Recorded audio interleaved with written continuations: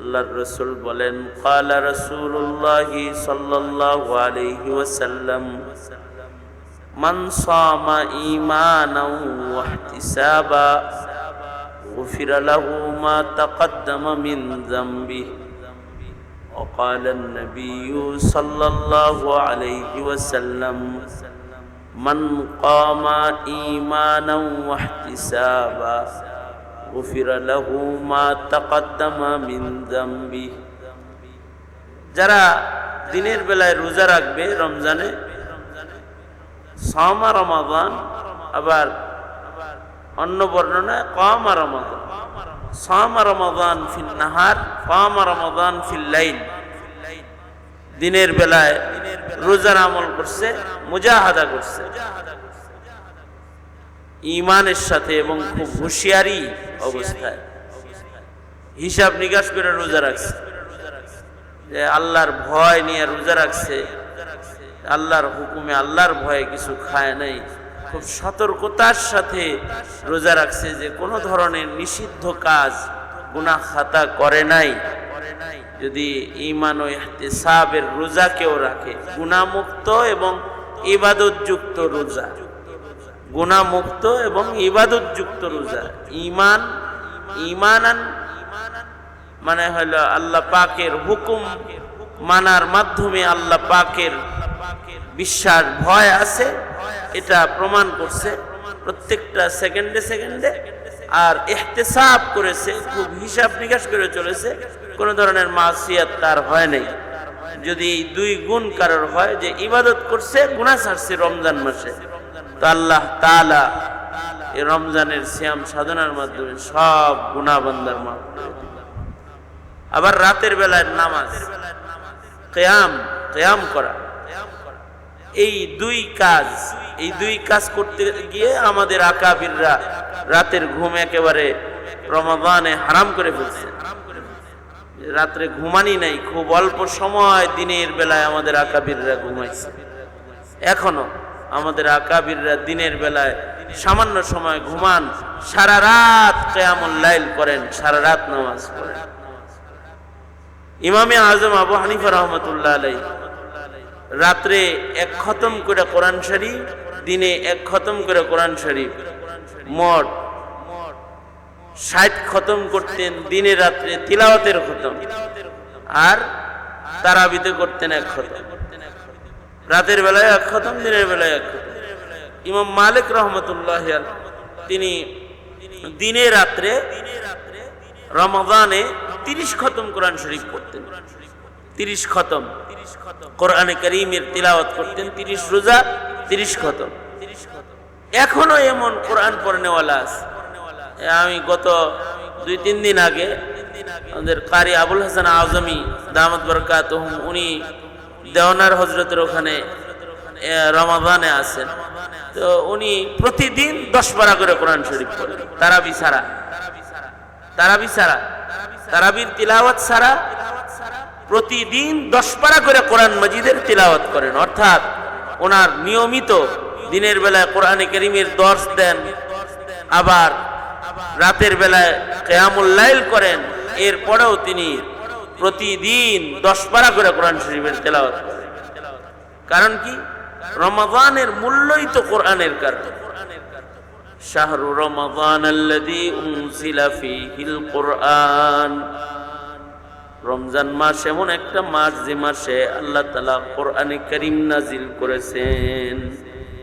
কোরআনের নুজুল, কোরআনের সম্পর্কের কারণে রমাদানের দাম কিয়ামত পর্যন্ত। আশ্চর্য যে মানুষের সাথে কোরআনের সম্পর্ক, তার দাম।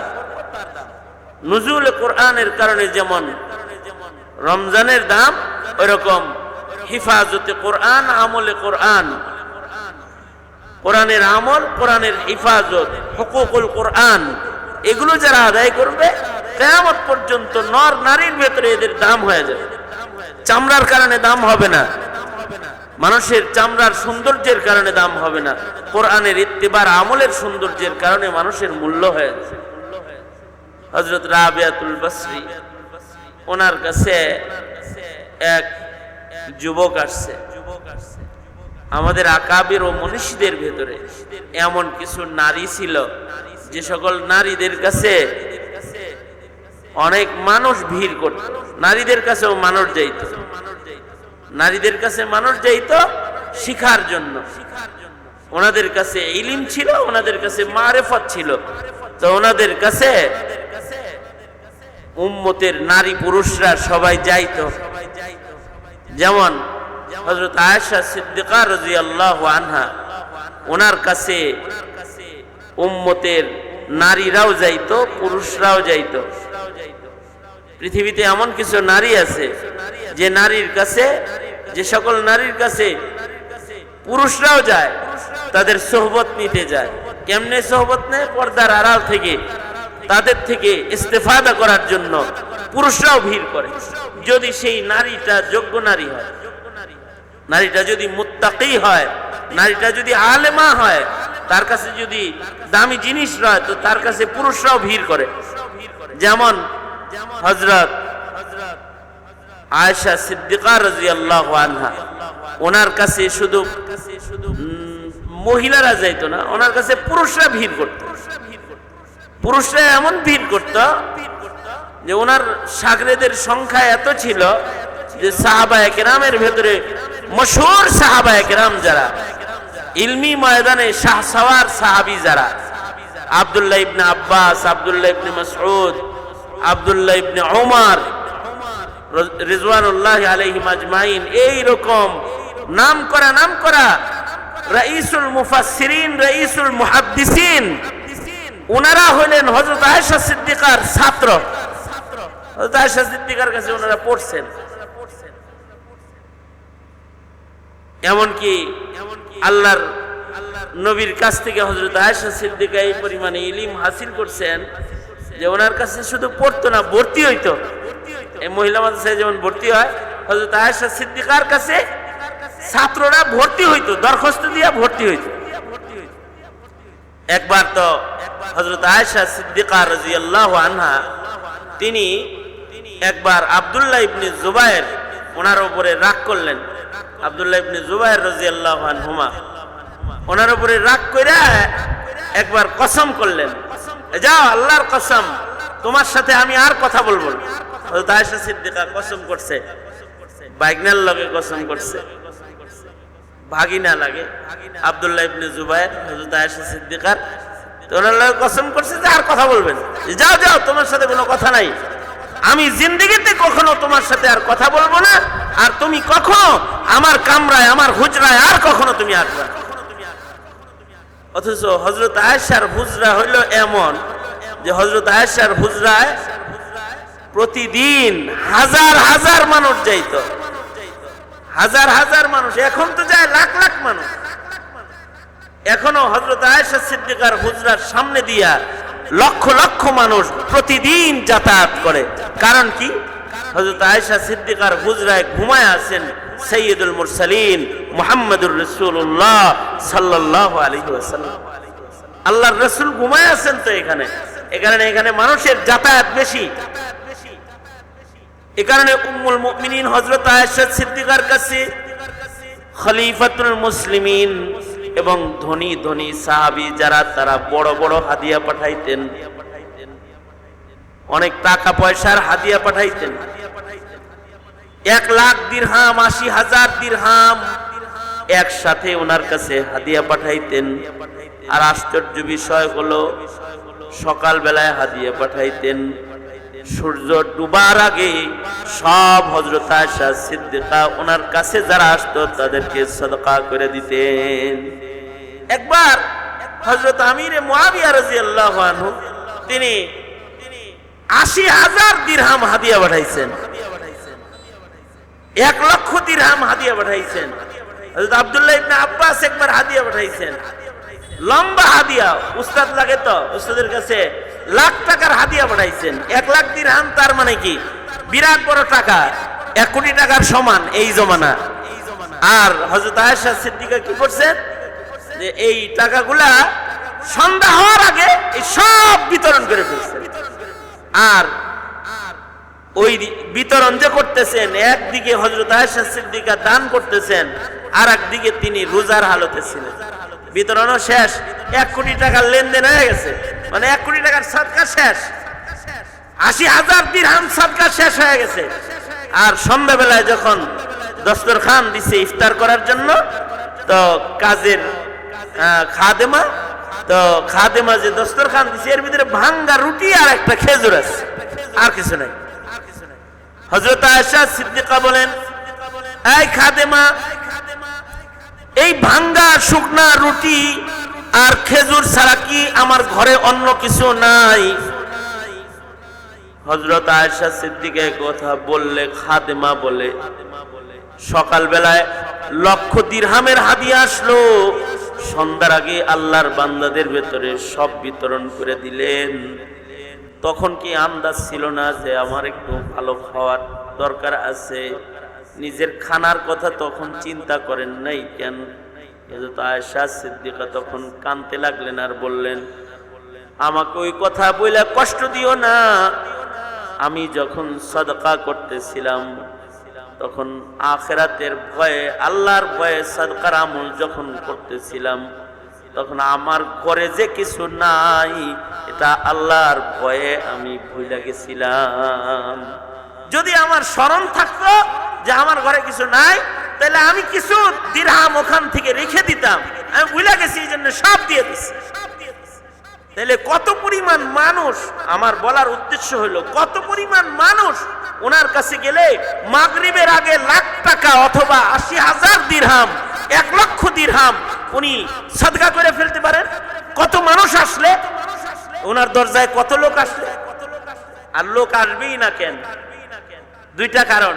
একদিকে হইলো হযরত আয়েশার কাছে ইলম আছে, যার কাছে ইলম থাকে তার কাছে মানুষ যায়, সে নারী হইলেও তার কাছে মানুষ যায়, সে পুরুষ হইলেও তার কাছে মানুষ যায়। উম্মতের যে সকল নারীদের কাছে ইলম আছে তাদের কাছে মানুষের ভিড় হয়। এই যে এই মহিলা মাদ্রাসায় যে সকল মহিলাদের কাছে ইলম আছে তাদের কাছে হাজারো মহিলারা ইলম শিখার জন্য আসতেছে। আমি নিজে, আমি একজন মহিলারও ছাত্র, আমি একজন মহিলার কাছেও কিতাব পড়ছি। মুফতি আব্দুল মালিক দামাত বরকাতুহুর মার কাছে আমি হেদায়েতুন নহু পড়ছি এক রমজান মাসে। উনি তো ইলমে নাহর অনেক বড় সর্দার, মুফতি আব্দুল মালিক সাহেবের মা। তাই আমি আব্দুল্লাহ সাহেব হুজুরের সাথে ওনার বাড়িতে রমজানে আছি, তো আমারে নহর সরফ জিজ্ঞেস করে যে আমার পরীক্ষা লাগে, তুই আমার কাছে ইলমুস সরফও পড়বি, হেদায়েতুন নহু পড়ছিস, তো আমি আবার হেদায়েতুন নহু তোকে পড়াবো। আমাকে হেদায়েতুন নহু আর ইলমুস সরফ রোজার মাসে একটা মহিলা পড়াইছে, আমি তার কাছে পড়ছি। কেন পড়লাম? ওই তার কাছে আছে, যে জিনিসটা তার কাছে আছে, এই কারণে তার কাছ থেকে পুরুষও পড়তে হয়, পড়তে পারে, তার কাছ থেকে পুরুষরাও ইলম নেয়। তো হযরত আয়েশার কাছে তো আব্দুল্লাহ ইবনে জুবায়ের, আব্দুল্লাহ ইবনে মাসউদ, আব্দুল্লাহ ইবনে আব্বাস যায় বসে থাকতো, ইলম শিখার লেগে বসে থাকতো। কারণ কি? ভেতরে কোরআনের ইলমের খাজানা যে আম্মা জানের কাছে আছে, ওখানে যায় বসে থাকতো। রাগ করে তো একদিন কসম করছেন, যা আমার ঘরে কখনো আসবি না। রাসূলের ঘরে যদি না যাওয়া যায়, আয়েশা সিদ্দিকার ঘরে যদি না যাওয়া যায়, তো নবীর কবরের কাছেই যাওয়া যাইতেছে না। আর আয়েশা সিদ্দিকার ঘরেই যদি না যাওয়া যায়, তাহলে তো ইলম থেকে মাহরুম হইতেছে। হযরত আব্দুল্লাহ ইবনে জুবায়ের পেরেশান হয়ে গেলেন, কি করা যায়? তা একজন মহিলার কাছে একটা পুরুষ সাহাবী যাওয়ার লেগে বাহানা করলো। আব্দুল্লাহ ইবনে জুবায়ের দুইজন বন্ধু ঠিক করলেন, যাই আমার তো খালার ঘরে যাওয়া নিষেধ, তোরা একটা দরখাস্ত লেখ যে আম্মা জান, আমরা আপনার কাছে হাদিস পড়তে চাই, এই দরখাস্ত লেখ তোরা দুইজন। দুই আনসারি বাচ্চাকে দিয়ে দরখাস্ত লেখাইছে, আম্মা জান আমরা আপনার কাছে হাদিস পড়তে চাই, যদি কবুল করেন। কেতমানে ইলম তো হারাম। হযরত আয়েশা সিদ্দিকা সাথে সাথে দরখাস্ত কবুল করছেন, ঠিক আছে আসো, ইলম শিখো, আসো, তোমাদের আসার অনুমতি আছে। ঘরের কাছে যায় নতুন পার্চা চিঠি আর একটা লিখছে, আম্মা জান আমরা তো আপনার কাছে ইলম শিখতে আসছি, আমাদের সাথে আমাদের বন্ধু বান্ধবদের আরো দুই একজন ঢুকতে চায় ঘরে, তাদের কি ঢুকতে দেওয়া যায়? হযরত আব্দুল্লাহ ইবনে জুবায়ের বলে, আমি কইছি যে আমার নাম কবি না, কবি যে আরো কিছু লোক আপনার কাছে আমাদের সাথে ছাত্র হইতে চায়, তাদের কি ভিতরে নেওয়া যায়? হযরত আয়েশা সিদ্দিকার কাছে যখন এই বাচ্চা দিছে যে আরো কিছু ছাত্র ইলম শিখতে চায়, তারাও কি ঢুকতে পারবে? হযরত আয়েশা সিদ্দিকা বলেন, হ্যাঁ ঢুকতে পারবে, তোমাদের সাথে সাথে যারা যারা ঢুকতে যায় তাদের সবাই নিয়ে ঢুকে পড়ো।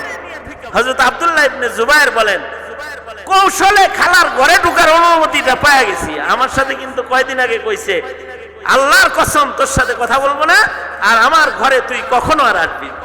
আমি পেরেশান ছিলাম, কেমনে ঢুকবো, ফাঁক দিয়া ঘরে ঢুকে গেছি। হযরত আব্দুল্লাহ ইবনে জুবায়ের বলে, আম্মাজান হযরত আয়েশার ঘরে সবাই মিলে আমরা যখন ঢুকছি, আম্মাজানের ঘরের ভিতরে একটা পর্দা লাগানো ছিল, যে পর্দার ভেতরে আম্মাজান বসতেন, আর ছাত্ররা পর্দার বাইরে বসে আম্মাজানের তাকরীর শুনতো।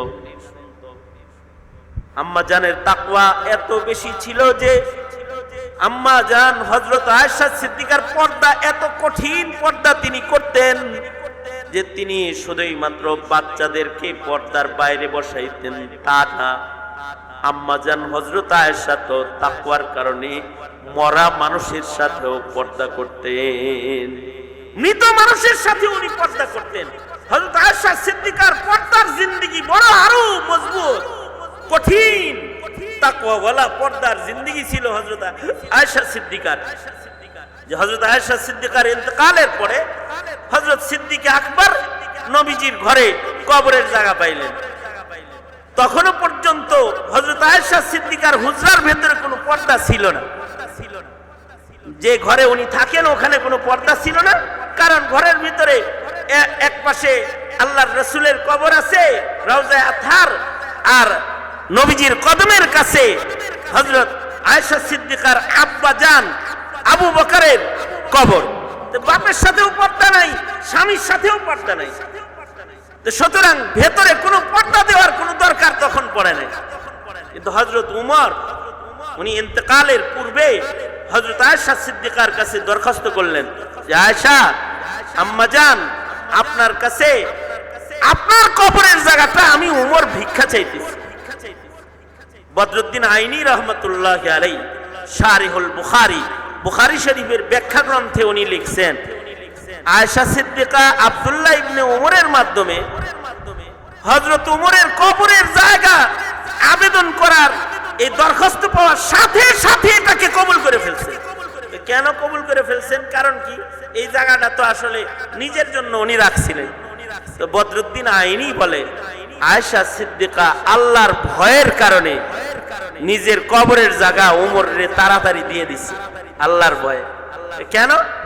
আয়েশা সিদ্দিকার ভেতরে একটা চিন্তা, দুশ্চিন্তা অনেকদিন যাবত ছিল যে এই কবরের জায়গাটা, এই কবরের জায়গাটা এইখানে নবীজির সাথে আর আবু বকরের সাথে, আব্বার সাথে আর আমার নবীজির সাথে আমার মতো একটা ফহিন্নি যদি থাকি, অর্থাৎ নিজেকে মিসকিন মনে করতেছে, কোথায় নবুয়তের আলো আর কোথায় সিদ্দিক আকবরের আলো, এই দুই আলোর মাঝখানে আমি যদি হাসরের মাঠে আল্লাহর আদালতে আমার দুর্বল ঈমান নিয়ে দাঁড়াই, তাইলে মহান আল্লাহর কাছে এই রকম প্রজ্বলিত বাতির মাঝখানে আমার দাঁড়ানো তো কঠিন হয়ে যাবে।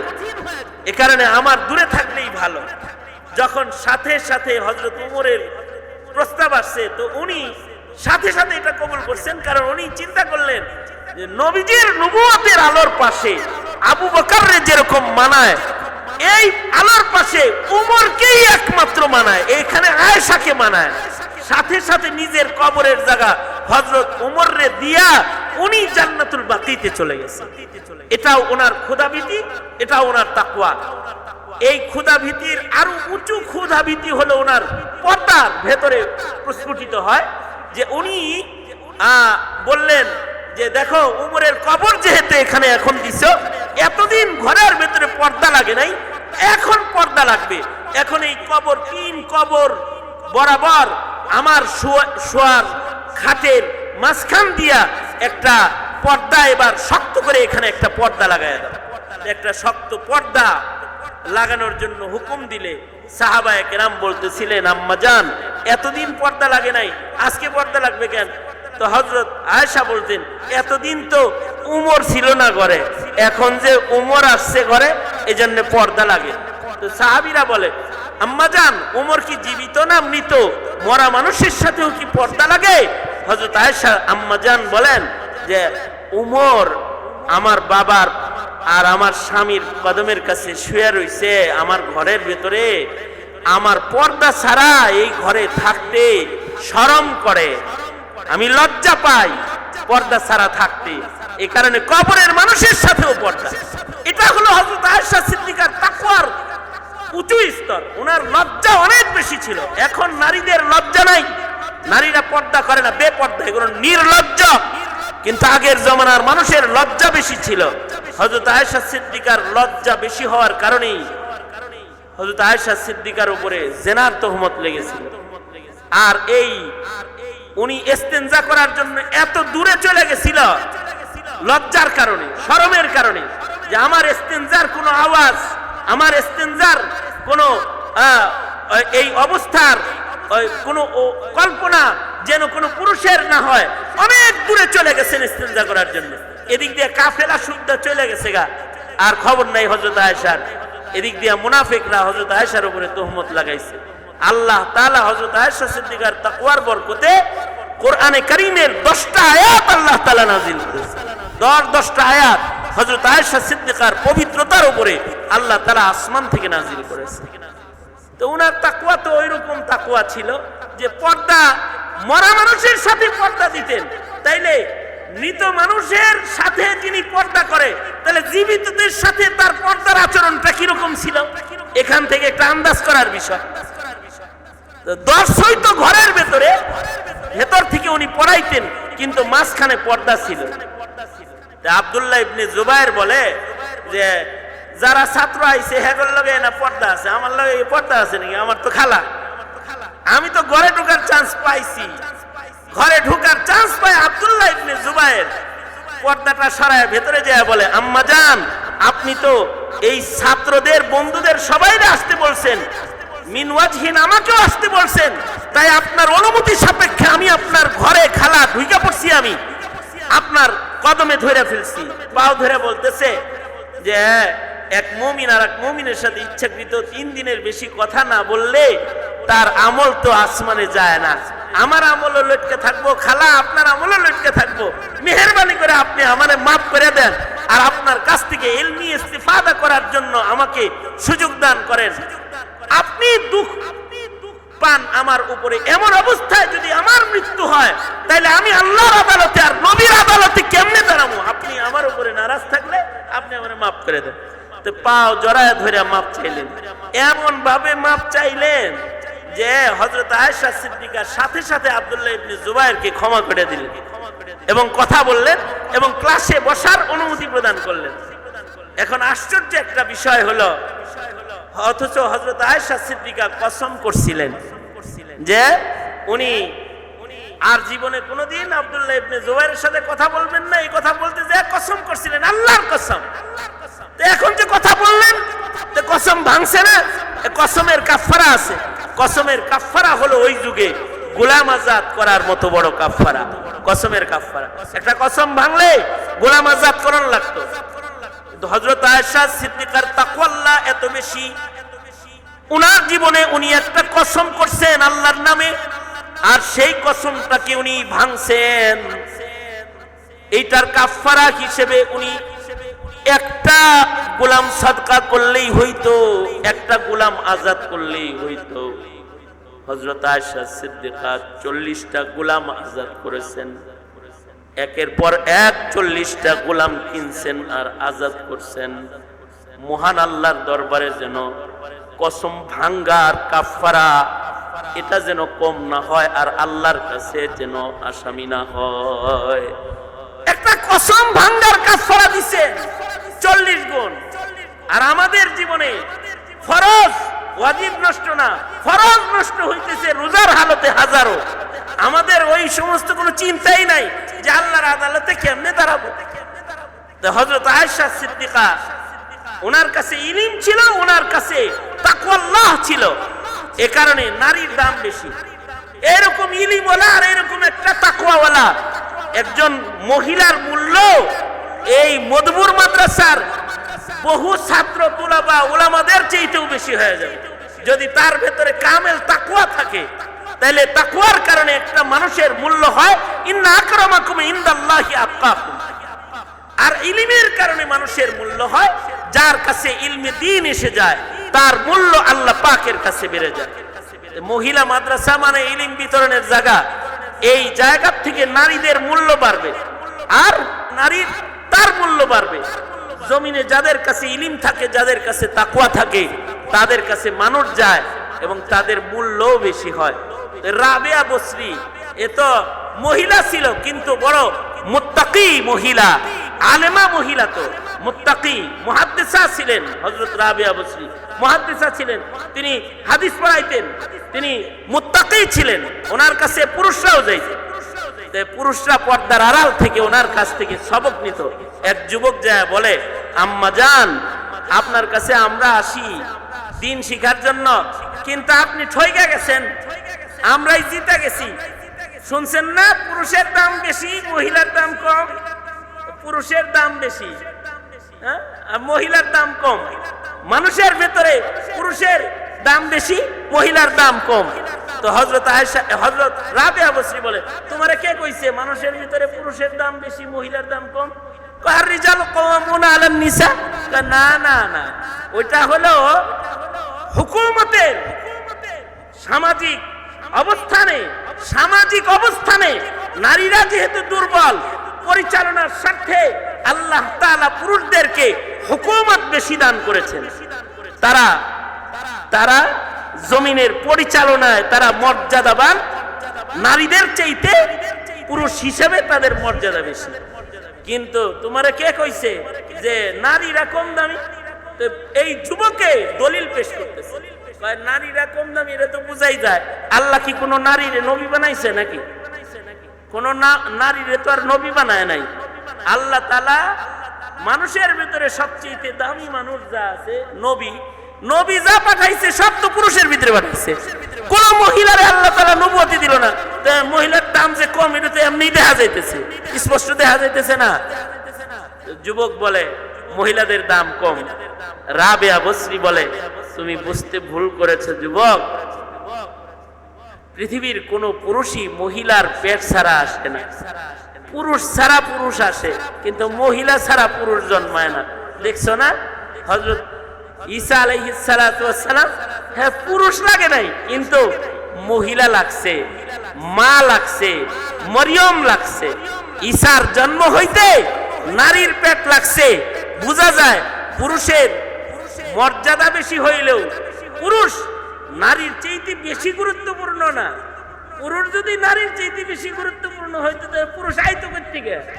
পুরুষ তো নারীর মাধ্যমেই না আসে, নারী না হইলে পুরুষের অস্তিত্ব হয় না। তো এই কথা বলছে পরে, তো এখন বলো কি বুঝলা তুমি আমার কথায়? কয় তাহলে তো বেশ লাগছে, তাহলে তো আসলেই এরকমই মনে হয়, তাহলে তো পুরুষের মূল্যই বেশি।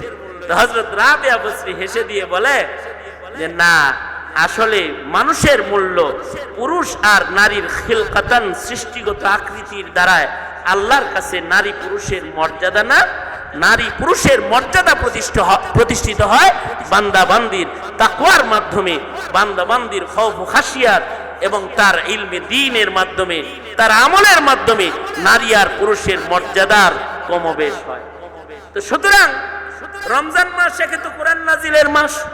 এই জুবাইদা মহিলা মাদ্রাসা, জুবাইদা খাতুন মহিলা মাদ্রাসা একটা ইলমে দ্বীনের মারকাজ, এবং আপনারা যারা এখানে আসছেন নারীরা, তারা আল্লাহর ভয়ে ভীতু, আল্লাহ পাকের ভয় ভীতুওয়ালা, খাশিয়াতওয়ালা নারীরা আসছেন। আল্লাহ তাআলা আপনাদের সবাইকে মর্যাদার আসনে অধিষ্ঠিত হতে, তাকওয়াল্লাহর নিয়ামত রমাদানুল মুবারকে অধিক পরিমাণে অর্জন করার তৌফিক আল্লাহ তাআলা দান করেন। রোজা আমাদের কাছে আসছে আমাদেরকে সম্মানী বানাইতে, মুত্তাকি বানাইতে। যাদের ভিতরে তাকওয়া আসবে তারা রমাদানে তাকওয়া হাসিলের মাধ্যমে আল্লাহর কাছে সম্মানী হইতে পারবে। রমজানের তাকওয়া অর্জনের জন্য সবচেয়ে বড় কাজ হলো গুনাহ মুক্ত রমাদান, ঈমান ও ইহতিসাবের রমাদান কাটানোর চেষ্টা করা। রমজান মাসে আল্লাহ তাআলা সব মামলার আসামিদেরকে বেকসুর খালাস দিবেন। বেকসুর খালাসির ঘোষণা আছে। যার একটা মামলা হয় তার অনেক পেরেশানি বেড়ে যায়। আমাদের জীবনে গুনাহের যত মামলা আমাদের হয়েছে, এই সব গুনার মামলার থেকে খালাসি নেওয়ার একটা মোক্ষম সময় হলো রমাদানুল মুবারক। এর ভেতরে সবচেয়ে উত্তম ক্ষমা নেওয়ার রাস্তা হলো রমাদানের শেষ ভাগে ইতিকাফের আমল করা। দুশ্মনও যদি কারোর ঘরে ঢুকে যায় তাহলে দুশ্মনকেও মাফ করে দেওয়া হয়। আমার ঘরে আইছে, তারে আর এখন কিভাবে বেইজ্জত করা যায়। কেউ যদি আল্লাহর ঘরের ভিতরে ঢুকে পড়ে ইতিকাফে, তাহলে আল্লাহ তাআলা তাকে সহজে মাফ করে দেয়।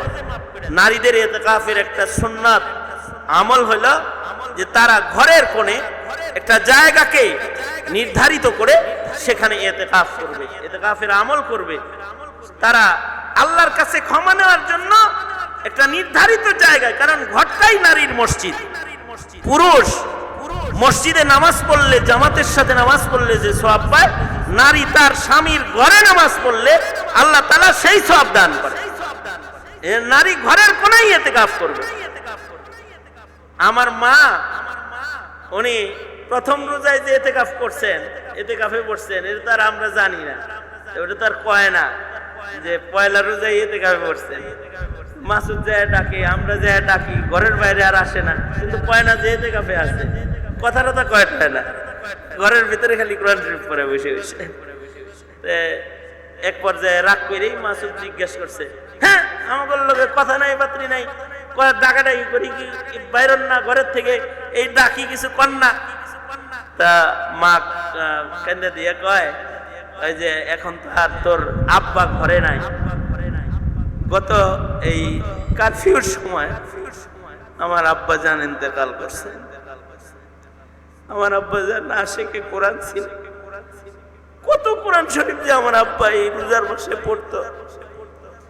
গত রমজানেও আব্বারে পাইছে, আব্বার 3 দিন 4 দিন 5 দিন এর ভিতরে এক খতম কোরআন শরীফ হয়ে যেত। দিনে রাত্রে চলতে ফিরতে কোরআন শরীফ পড়তে থাকতো। তা আব্বাজান গত এই কারফিউর সময়, আন্দোলনের সময় আব্বাজান ইন্তেকাল করছেন। মা বলতেছিলেন যে তোর বাপ তো আর এখন ঘরে নাই।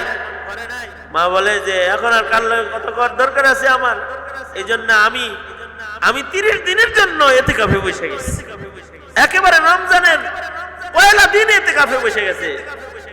তা আমি জিজ্ঞাসা করছি, এক একদিন কয় পারা করে হয়? 7 পারা 8 পারা হয়ে যায়। 7 পারা 8 পারা উনি এক এক দিনে কোরআন শরীফ তেলাওয়াত করতেছে, ওই 30 দিনের জন্য বসে গেছে। অনেক মহিলারা আছে একে অপরের সহযোগিতা করতে পারে, পুত্রবধূ আছে শাশুড়িকে সহযোগিতা করতে পারে যে আম্মা আমি আপনার খেদমত করব, আপনি ঘরের কোনায় বসে যান। হায় রে, রোজার মাস, বুড়া বুড়া মহিলারা সহ নাটক সিনেমা দেখে রোজার মাসে, ঘরের ভেতরে টেলিভিশন চলে। এর চেয়েতে ধৃষ্টতা রমাদানুল মুবারকে একটা মুমিনের দ্বারা এর চেয়েতে বড় ধৃষ্টতা আর কি হইতে পারে?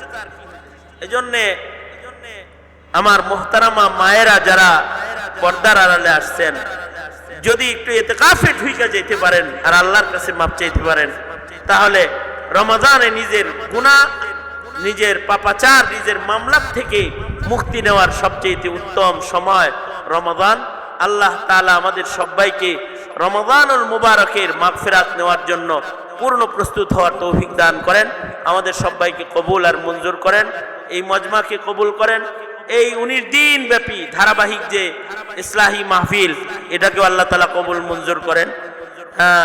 আল্লাহর কাছে নির্বাচিত মনোনীত মানুষ হিসেবে নিজের নাম লেখাইতে আল্লাহ তাআলা আমাদেরকে তাকওয়ার নিয়ামত, ইলমে দ্বীনের নিয়ামত অধিক পরিমাণে হাসিল করার তৌফিক আল্লাহ আমাদের দান করেন।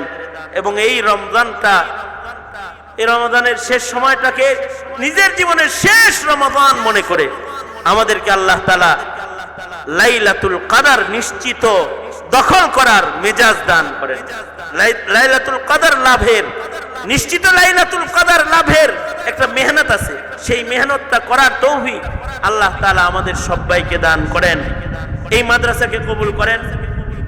আর পিসা হুজুর এখানে আছেন, আমার এখন পেশা হুজুরে বলছি, এর আগে দেখা হয়েছে, বলছি যে এখন তো আব্বা নাই, আপনি আব্বা, আপনি শুধু শায়েখ না, বাপ নাই, বা আব্বা জান চলে গেছেন, আপনি আমাদের দুই ভাইয়ের আব্বা, আপনি আমাদেরকে দেখবেন, আমাদেরকে সন্তানের মতোই দেখেন। আমার ভাইকে তো ও তখন তো অত কিছু বুঝে টুঝে না, আমি আইনা হুজুরের হাতে দিয়ে গেছি, বলে গেছি যে কোনো বড় মাদ্রাসায় তোর দাওরা পড়া লাগবো না, তুই পিসা হুজুরের কদমের নিচে পড়ে থাকবি। আলহামদুলিল্লাহ, এই হালিমিয়া থেকে ছোট ভাই মাসউদ এখানে দাওরা শেষ করছে, হজরতের খেদমত করছে, হজরতের দোয়া নিছে, এটা ওর জীবনের সবচেয়ে বড় পুঁজি। আমার জীবনেরও সবচেয়ে বড় পুঁজির একটা পুঁজি হলো যে পীর সাহেব মধুপুরের খাস নজর এবং ওনার খাস দোয়াটা, এই দোয়া লম্বা হোক, এই দোয়াটা অনেক দীর্ঘ হোক। আল্লাহ তাআলা পীর সাহেব হুজুরকে লম্বা সুস্থ নেক হায়াত দান করুন, আমিন বলেন। আল্লাহ তাআলা ওনার ফয়জানকে আমাদের জন্য আরো ব্যাপক করেন, এই দোয়া করি এবং এই দোয়া চাই, সেহাত আফিয়াত সালামতের হায়াতের দোয়া চাই।